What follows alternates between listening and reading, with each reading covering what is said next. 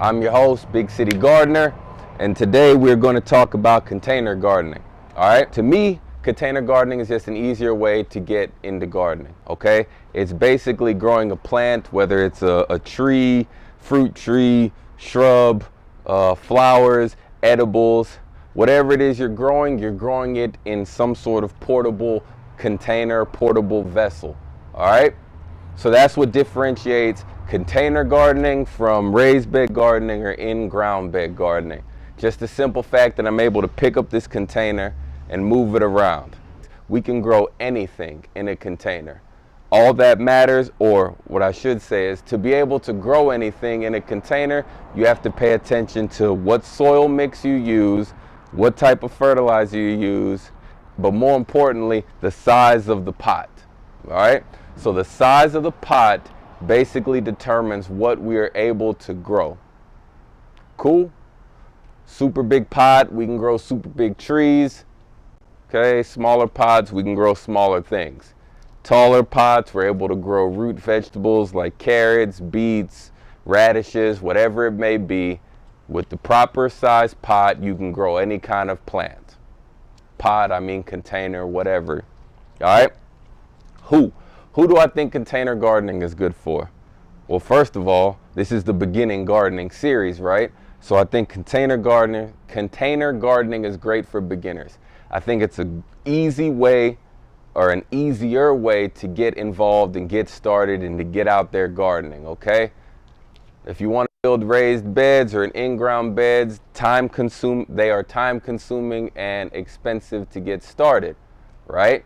But with a container, we're able to just go grab something, whether it's a milk jug, whether it's an old 5-gallon pot, whether it's a wine barrel, whatever it may be, we're able to grab it and just get started without having to go out and make that initial investment into getting started with a raised bed or an in-ground bed garden. I also think it's great for people with small spaces. Let's say you're renting a house or you might move soon and you don't want to make the investment into raised beds in your backyard, or you don't want to dig up the ground and put an in-ground bed, then containers are a great way for you to still be able to garden, okay? Or if you live in an apartment, you have a small space that won't actually fit a raised bed or an in-ground bed, well, containers, you can get them in different sizes, and this allows you to grow a wide variety of things, right? You're only limited by the size of the pot and your imagination. I like container gardening because I'm able to move the plants around to make sure that they get enough sun if they need it, or if they're getting too much sun, I can pull them back and get them in the shade. I also like container gardening for the fact that it helps you grow plants that you might not be able to grow in specific regions. All right, imagine you live up north where it gets extremely cold and you want to grow a plant that only likes warm temperatures. It can't handle anything under 55. Okay, well, when the temperatures start to drop and it starts to get cold outside, we're able to actually take this container, bring it inside, and keep it alive inside until it warms back up again. Okay, so it allows us to grow a wide variety of things that we might not be able to grow in in-ground beds or in raised beds. All right. Now, when we talk about how we container garden, there's certain things that we have to take into account. We have to make sure that the size of the full-grown plant matches the size of the container that we're going to use. For example, we cannot put fruit trees. Well, actually you can, but I wouldn't recommend it. You might not want to put fruit trees that have the capability of getting 10 feet wide in a 5-gallon pot. It'll drink up all the water and you'll be having to water that thing multiple times a day when it comes summertime. All right?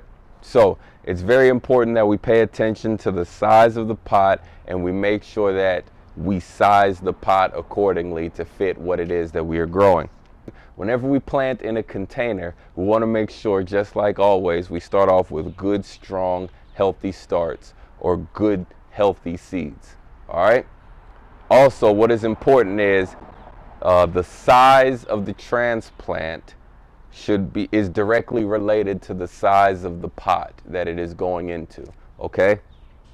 I say that And when I say that, I mean we're not going to take a small lettuce transplant and then throw it into a big 55-gallon drum.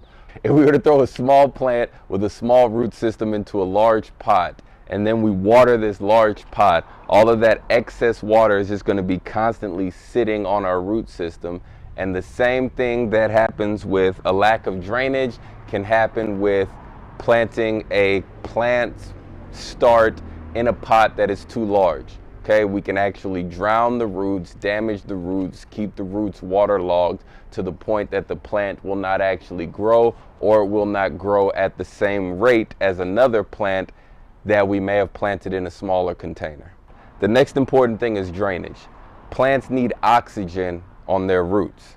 Okay, I know plants need water to live, but just as importantly, the roots need to be able to breathe. They need oxygen. So whatever container it is we plan on using, we have to make sure that we have adequate drainage holes at the bottom. There's no such thing as too many drainage holes in the bottom of a container. Okay, you can't have, the holes can be too big though, because then whatever your medium is can just fall out the bottom, but you cannot have too many holes. You want the water to be able to freely just flow out of the container as we water it. Okay, so we dump the water on the top, the medium soaks up what it needs, and then the rest is able to flush out of the bottom. If the water does not have anywhere to escape, or if the holes aren't big enough, or we don't have enough holes, then what can happen is the water can get trapped in our container. If the water is trapped in our container, that means the water is on top of our roots, and that means our roots are not getting oxygen. Boom, bam, plant gets sick, plant dies, everyone is sad. So make sure we have adequate drainage holes. You're going to want to make sure that you use a high quality potting mix to grow whatever it is. Okay, mix in a little slow release fertilizer into that potting mix, and then you're able to plant in there. All right, but the reason why I say you should use liquid fertilizer in combination or in conjunction with granular fertilizer is because whenever we use the granular fertilizer and we put it in a container, every time we water it, we're flushing out some of the nutrients out of the bottom of the pot. It's not like a raised bed or an in-ground bed that when you water the compost, you water it in, or you water your fertilizer into the bed, that the fertilizer is able to work its way down. Yes, the fertilizer works its way down, but in the event of a container, the fertilizer also works its way out. Okay, so that is why I recommend a good liquid fertilizer. So that way we are able to actually apply the fertilizer to the plant when it needs it. It can soak up the nutrients that it needs, and then the water that we give it is just to make sure that the plant stays hydrated. Okay, an important thing to remember when it comes to container gardening is we have to pay attention to watering. All right, we're gonna have to water our container more than we're gonna have to water something in a raised bed or an in-ground bed. Okay, so if we were to take let's say a tomato, if we were to take a tomato and we plant it in a raised bed or an in-ground bed, and then we plant the same tomato in a container, our container is going to need to be watered more often. Why is that?